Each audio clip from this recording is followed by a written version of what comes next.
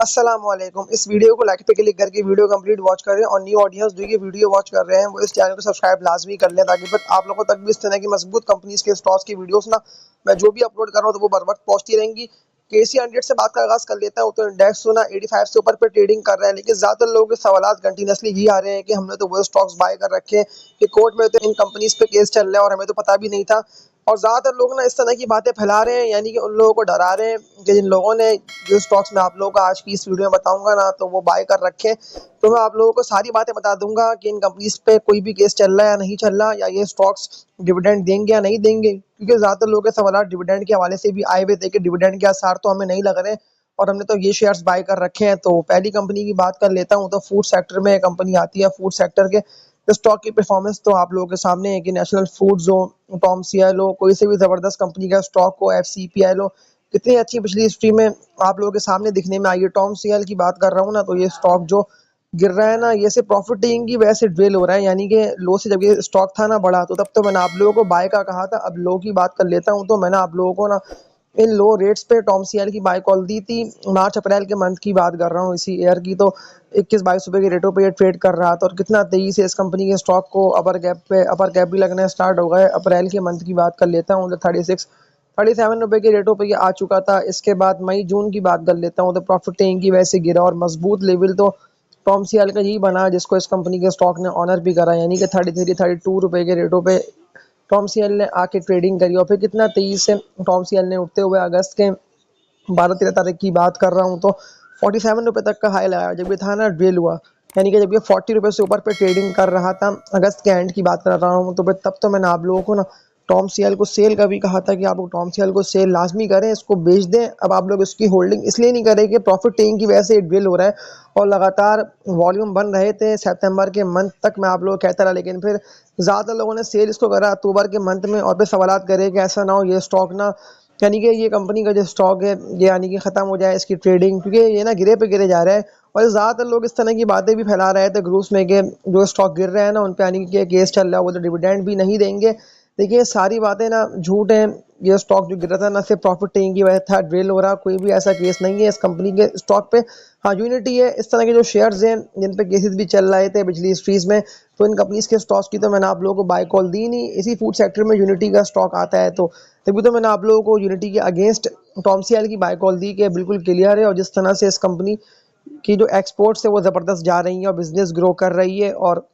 दूसरी कंट्रीज में ये मीट और वाइड ऑफल एक्सपोर्ट कर रही है टॉम सीएल। तो बिल्कुल पास्ट में इस कंपनी के स्टॉक की जो थी ना परफॉर्मेंस वो इसीलिए नहीं दिखने में आई थी, यानी कि मैं अक्टूबर नवंबर दिसंबर तक की बात कर रहा हूँ 2023 ईयर की। तो तब तो ये बिल्कुल लो पे था और जिस तरह से ये स्टॉक कितना तेजी से बढ़ा, लेकिन पास में ना इंटरेस्ट रेट भी तेजी से बढ़ रहा था और इस कंपनी की अर्निंग्स कम हुई थी, लेकिन फिर तेजी से इस कंपनी ने एक्सपोर्ट्स बढ़ाते हुए अपनी अर्निंग्स को बढ़ाया और इस कंपनी के स्टॉक को फिर अपर कैप भी लगना स्टार्ट हो गए थे। देखिए मैंने आप लोगों को ना इन रेट्स पे बाय कॉल दी थी। ज़्यादातर लोग तो उस चैनल पे न्यू आके ऐड हो रहे थे और सब ने इस कंपनी के स्टॉक को बाय करा, तभी तो मैंने आप लोगों से अपनी इस वीडियो में कहा ना कि लाजमी लाइक पे क्लिक कर दिया करें और मुझे कमेंट्स करके बता भी दें कि कौन से स्टॉक्स आप लोगों ने बाय कर रखे, लेकिन फिर वो स्टॉक्स नहीं हो जिनमें यानी कि नुकसान हो और हार का सामना हो, यानी कि इन दी एंड आप लोगों को डर हो कि फिर हमने इनको बाय कर रखा है और फिर ऐसा ना हो कि हमें नुकसान होता रहे। तो टॉम सीएल को बिल्कुल आप लोग लॉन्ग टर्म के हवाले से बाय कर सकते हैं। अब डिप पे बाय कॉल तो मैं आप लोगों को दे रहा हूँ, बिल्कुल ये डिप तो आ गई है, यानी कि 27 रुपये से लेके 28 रुपये के रेटों पे अगर ये आता है तो फिर तब आप लोगों को बाय करना होगा, क्योंकि प्रॉफिट टेकिंग की वजह से ये गिर रहा है और गिरते हुए बिल्कुल ये कम से कम 28-30 रुपए के रेटों पे अगर 30 रुपए पे आता है तो आप लोगों को न्यू बाइंग करना है, या अगर आप लोगों ने इन रेटों पर बाय कर रखा है तो फिर तब भी मसला नहीं है, इसकी होल्डिंग कर लें। बिल्कुल ये अब होगा, यानी कि जैसी बाइंग जनरेट होगी ना तो वैसे ही टॉम सीएल आप लोगों को तेजी से उठता हुआ और ऊपर से ऊपर निकलता हुआ दिखाई देगा। अब एक और कंपनी के स्टॉक की बात कर लेता हूँ। तो ईपीसीएल ये भी गिरे पे गिरे जा रहा है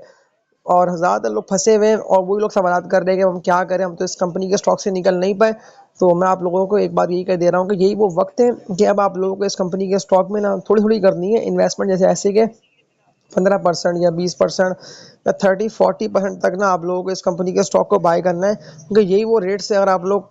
पिछले कुछ हिस्ट्री की बात कर लेता हूँ ना, जो कि 2019-20-21 ईयर की हिस्ट्री है इस कंपनी के स्टॉक की, तो उस वक्त तो ये 21 ईयर पे तो खैर ही उठ गया था, लेकिन 20 ईयर तक की बात कर लेता हूँ तो 20 ईयर के स्टार्ट की तो तब भी ये बिल्कुल लो पे था और ये अपने उसी लो के पास आ रहा है। थोड़ा बहुत ये और ड्रिल होगा, जो मैंने आप लोगों से बात की ना कि आप लोगों को थोड़ा-थोड़ा करके इस कंपनी के स्टॉक को जमा करना है, एक्युमुलेट करना है, लेकिन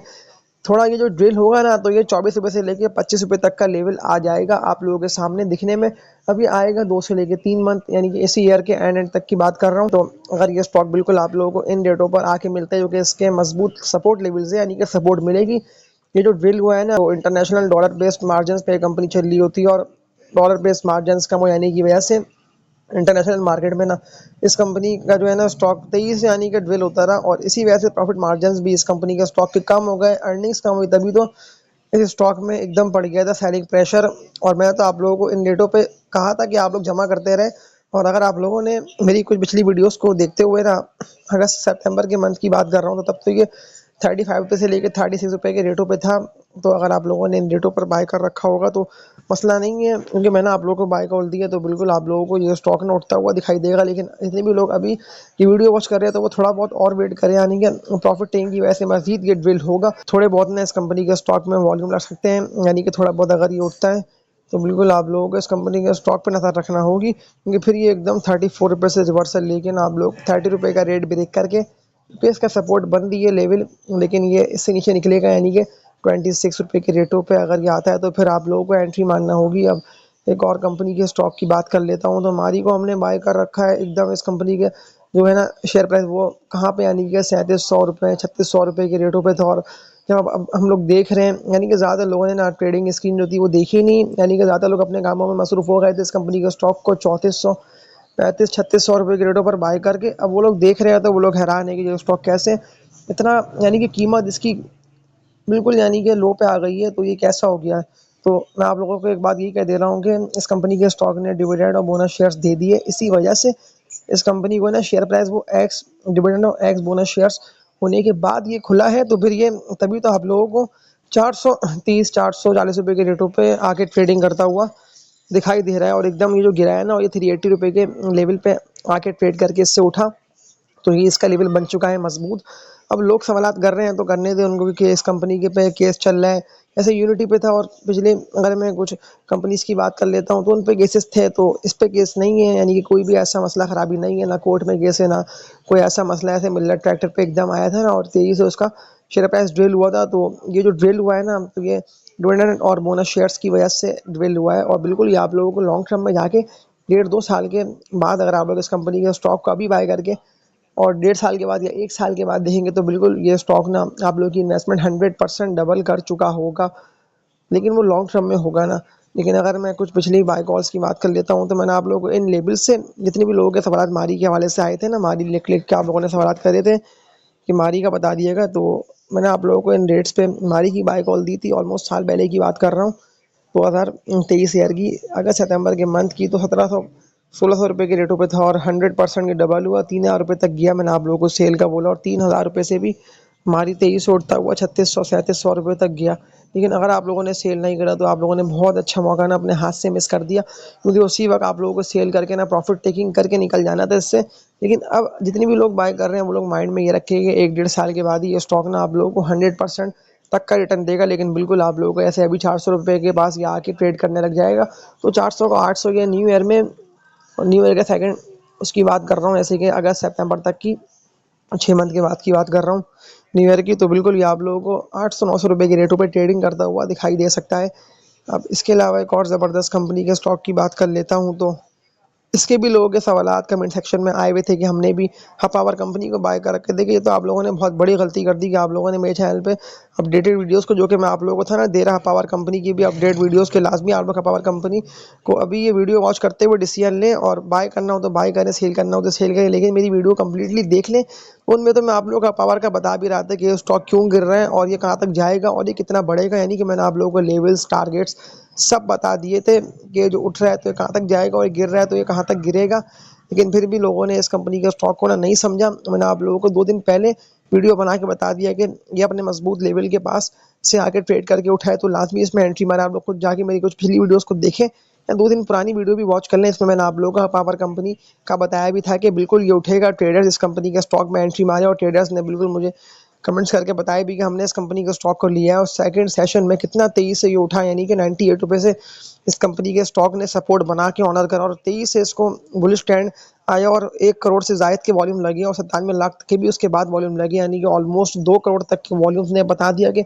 मज़ीद उठाना आप लोगों को दिखने में आएगी। लेकिन आप लोगों को अगर न्यू बाइंग करनी है तो उसके लिए आप लोगों को फर्स्ट हाफ की ट्रेडिंग को वॉच करते हुए ना हब पावर कंपनी की मंडे के डे की उसके बाद डिसीजन लेना होगा, वरना फिर ऐसा ना हो ना अगर आप लोग बाय कर लेते हैं एकदम बगैर सोचे समझे फिर ये स्टॉक आप लोगों के हाथ में ना रह जाए, यानी कि आप लोगों को सेल करने का मौका नहीं मिले। अब जो बात मैं आप लोगों से कर रहा हूँ ना, मैंने आप लोगों को जब भी था ना इन रेटों पर ट्रेडिंग कर रहा है 150-155 रुपये तक के इस कंपनी के स्टॉक के रेट थे, तो फिर तब मैंने आप लोगों को कहा था कि आप लोग इस कंपनी के स्टॉक को सेल करके इससे निकल जाएं। मुझे नहीं देख के लग रहा है कि ये स्टॉक उठेगा, नहीं देख के लग रहा है ये बढ़ेगा। तो वो तो फिर आप लोगों ने देख लिया कि एकदम गिरना स्टार्ट हुआ और गिरते हुए 2 लोअर लॉक लगे, फिर मज़ीद वॉल्यूम बने सेलिंग के,